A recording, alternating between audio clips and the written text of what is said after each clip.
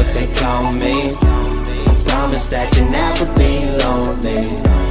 Peter Pan, that's what they call me.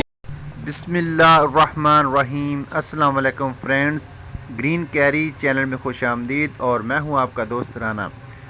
दोस्तों, baby सन रोज़ का पौधा बहुत ही खूबसूरत और सब्ज़ पत्तों वाला प्लांट है।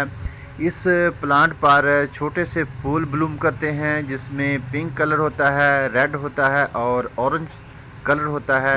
3 कलर इसके बहुत ही अच्छे और अच्छे तरीके से ब्लूम करते हैं। सब्ज़ गहरे पत्तों की वजह से ज़्यादा खूबसूरत नज़र आता है। इसको हम हैंगिंग बास्केट में भी लगा सकते हैं। इसको हम इंडोर आउटडोर दोनों तरीक़ों से अपने गार्डन में इसको सजा सकते हैं। किस मौसम में इसकी कलमें लगाएं तो ये ज़्यादा अच्छे तरीके से ग्रो कर सकता है? क्या ये सीड से भी ग्रो कर सकता है? ये तमाम तर गुफ्तगू आज हम इस वीडियो में डिस्कस करेंगे।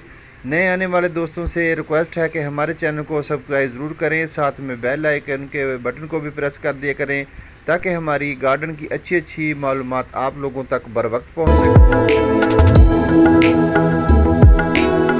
इसके पत्ते जो हैं वो ज़्यादा बड़े किस तरह हम बना सकते हैं, तो सबसे पहले हम इस पर बात करेंगे कि इसकी ज़रखेज़ मिट्टी कैसी होनी चाहिए।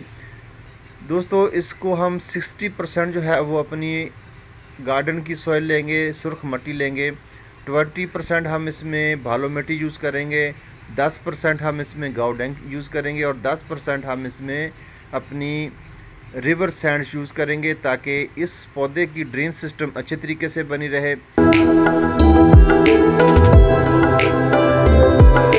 बेबी सन रोज़ के प्लांट की कलमें लगाने का बेस्ट मौसम जनवरी और फरवरी का महीना है। इसमें हम छोटी से छोटी कलम भी लगाएं तो ग्रो हो जाती है। तो ये कलम लगाने के तकरीबन 10 दिन बाद अपनी नई रूट्स निकालना शुरू कर देती हैं। दोस्तों देखें, गार्डन में मेरे पास फ्लक्स का पौधा है। इसको भी शेडी एरिया में रखने से ये फिर से फूलों पर आ गया। बेबी सन रोज़ का प्लांट जो है ये एक बेलनुमा है और इसको हैंगिंग बास्केट में रखने से बहुत ही खूबसूरत लगता है। तो दोस्तों, अचानक तेज़ हवा और बारिश आने से मेरा ये प्लांट यहाँ से डैमेज हो चुका है, यहाँ से कट चुका है। तो मज़ीद इसकी जर्मिनेशन जो है वो अच्छे तरीके से नहीं होगी। तो बेस्ट है इसको हम काट कर यहाँ से इसकी और कलमें तैयार कर लें ताकि हमारे पास और प्लांट तैयार हो जाएं। तो अब अप्रैल का महीना भी ख़त्म होने वाला है और इतनी गर्मी में इसकी कलमें लगाना क्या सक्सेसफुल होगा? तो इसके लिए हम छोटी छोटी कलमें काटेंगे और इसको ज़रखेज़ मिट्टी इसकी तैयार करेंगे और इसको तकरीबन 15 से 20 दिन तक मसलसल शेडी एरिया में रखेंगे और प्रॉपर इसका पानी का ख्याल रखेंगे। तो तब ये जाकर हमारे प्लांट तैयार होंगे। कलमें काटने के बाद हमने इसको एक जार में 1 घंटा भिगो के रखना है ताकि इसके अंदर पानी जो है अच्छी तरीके से पहुंच जाए। इस दौरान हम मिट्टी तैयार करते हैं और अपने पॉलीथीन बैग में मिट्टी भरने के बाद इसके अंदर सुराख करेंगे।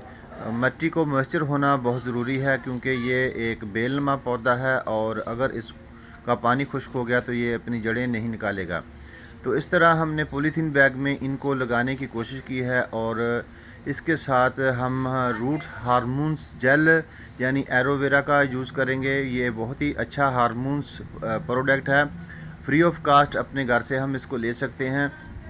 तो इस तरीके से लगाई हुई कलमें तकरीबन 100% जो है वो सक्सेसफुल हो जाती हैं। तो इस तरह हमने ये एरिए से जो है कलम का जो नीचे वाला हिस्सा है उसको अच्छी तरह जेल लगाएंगे और ज़मीन में डिप कर देंगे।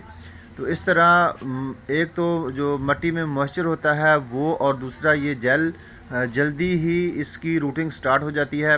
ओवर वाटरिंग इसको हम नहीं करेंगे। इस मिट्टी को कोशिश करेंगे कि नीचे से इसको पानी जो है वो मिले। नीचे से पानी मिलने से ये होता है कि मिट्टी जो है वो ज़्यादा नमी में रहती है और रूटिंग जो है पौधे की वो जल्द स्टार्ट हो जाती है। तो इस तरह तकरीबन 1/2 इंच या 1 इंच तक इसको मिट्टी में दबा देंगे। इसके जो बड़े पत्ते हैं वो हम काट लेंगे और छोटे पत्ते रहने देंगे। अल्हम्दुलिल्लाह हमारी कलमें जो है वो कंप्लीट हो चुकी हैं। हमने अच्छे तरीके से इनको लगा दिया, वाटरिंग भी कर दी। प्यारे दोस्तों, हमारी गार्डन की केयर टिप्स की वीडियो आप लोगों को कैसी लगती है? कमेंट्स बॉक्स में अपनी राय का इजहार ज़रूर किया करें और अच्छी अच्छी वीडियो देखने के लिए हमारे साथ बने रहें। बहुत शुक्रिया दोस्तों, अल्लाह हाफ़िज़। इंशाल्लाह फिर मिलेंगे एक अच्छी सी वीडियो के साथ। इसी तरह आप लोगों का प्यार हमें मिलता रहे और हम वीडियो बनाते रहें।